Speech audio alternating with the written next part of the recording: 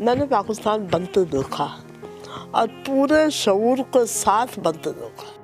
अदब की दुनिया में अहद का दर्जा रखने वाली पाकिस्तान की मकबूल तरीन मुसन्निफा मोहतरमा फातिमा सुरैया बजिया की आज 91वीं सालगिरह है। मारूफ ड्रामा निगार और अदीबा फातिमा सुरैया बजिया ने 1 सितंबर 1930 को भारतीय शहर हैदराबाद दक्कन में आंख खोली और क़याम पाकिस्तान के फौरी बाद अपने अहलो अयाल समेत कराची मुंतकिल हो गईं। फातिमा सुरैया बजिया को बचपन से ही अदब से बेहद लगाव और मुताले का शौक था। बजिया का ताल्लुक तहजीब के दाई और तालीम याफ्ता अदबी घराने से था। उनकी छोटी बहन मारूफ शायरा ज़हरा निगाह, साबिक ब्यूरोक्रेट अहमद मकसूद हमीदी और मारूफ मुसन्निफ और ड्रामा निगार अनवर मकसूद और जुबैदा तारिक यानी जुबैदा आपा मरहुमा, ये सब अपने अपने शोबों में मकबूल और अपनी ज़ात में अंजुमन रहे। पाकिस्तान टेलीविजन के मारूफ डायरेक्टर और प्रोड्यूसर एम ज़हीर खान कहते हैं कि बजिया के साथ मशहूर ड्रामे अफशा में डायरेक्टर की हैसियत से काम किया। बजिया का काम और तजुर्बा इतना वसी है कि उनकी जिंदगी को एक छोटे से कूजे में बंद करना मुमकिन नहीं है। ये हमारे लिए बड़ा बाइस इफ्तिखार था एज ए प्रोड्यूसर कि एक ऐसी खातून हमको मिल गई जो हमें बहुत उस दौर की बातें बताती हैं, उस दौर की कहानियाँ सुनाती हैं। तो उससे हमें फ़ायदा हुआ और हमने ये फ़ायदा अपने व्यूवर्स को पहुँचाया अपने ड्रामों के ज़रिए, अपनी कहानियों के ज़रिए जो हमने प्रोड्यूस किया।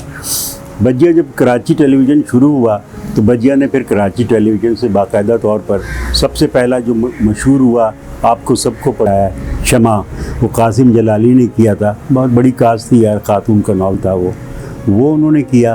अच्छा, वो नावल हो गया, उसके बावजूद उन्होंने इंडिपेंडेंट ड्रामे लिखे। फिर आगही एक सीरियल थी, वो लिखी उन्होंने। उसके अंदर खुशबख्त आलिया नरेशन करती थी और वो औरतों की कहानियाँ थी, आलम इस्लाम की तारीख़ी कहानियाँ। वो बड़ी ज़बरदस्त किस्म की इतनी चीज़ें कि मैं 4, 5, 6 मिनट में बजिया को कूजे में बंद नहीं कर सकता। फातिमा सुरैया बजिया 1960 में पाकिस्तान टेलीविज़न से मुंसलिक हुई और 1966 में आगा नासिर के ड्रामे से आगाज़ किया।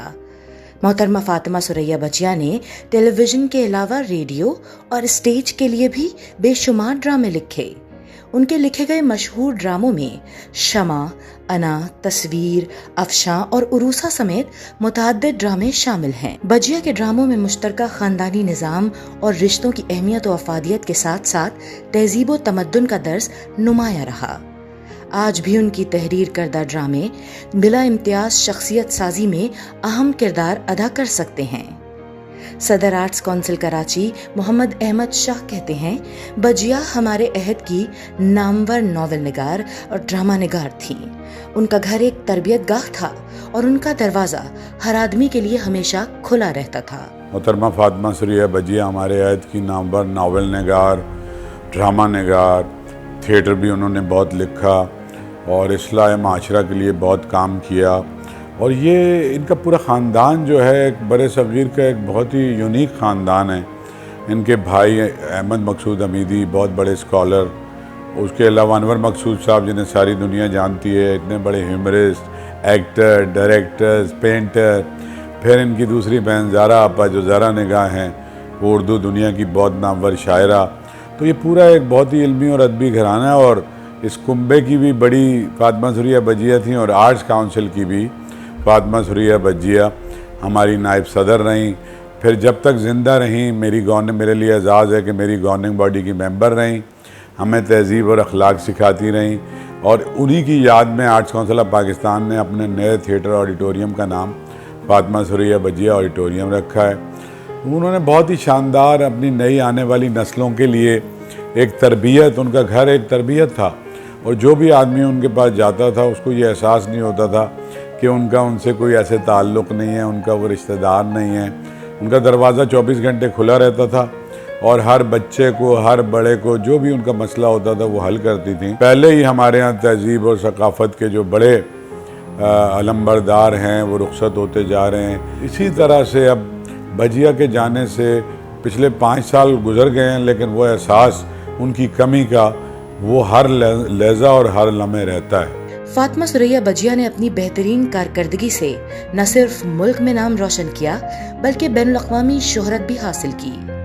मारूफ शायर, अदीब, दानिश्वर और माहिर तालीम प्रोफेसर डॉक्टर पीरजादा कासिम रजा सिद्दीकी कहते हैं, फातिमा सुरैया बजिया का अंदाज, उनकी फिक्री मामलात और उनकी तहरीरें बराह रास्त दिल पर असर करती थीं। फातिमा सुरैया बजिया को उनकी अदबी खिदमात के एतराफ़ में हुकूमत पाकिस्तान की जानिब से तमग़ा हुस्न कारकर्दगी और हिलाल इम्तियाज़ समेत कई कौमी और बैनुल-अक़वामी एज़ाज़ात से नवाजा गया, जिसमें जापान का आला तरीन सिविल अवार्ड भी शामिल है। मुमताज़ शायर, नक्काद और उस्ताद प्रोफेसर सहर अंसारी का कहना था कि फातिमा सुरैया बजिया हमारी तहजीब की अहम अलामत थी। उन्होंने पूरी दिलजमई से इस मुआशरे को बेहतर बनाने और तहजीबी अक़दार को आगे रखने में हमेशा अपने कलम को इस्तेमाल किया। फातिमा सुरैया बजिया हमारी तहजीब की एक बहुत ही अहम अलामत थी। उन्होंने अपनी शख्सियत के ज़रिए हमारे माशरे पर जो असर डाला वो बहुत कम के हिस्से में आया होगा, लेकिन उन्होंने पूरी दिलजमई से मुसलसल इस माशरे को बेहतर बनाने और इंसानी और तहजीबी अक़दार को आगे रखने में हमेशा अपने कलम को इस्तेमाल किया।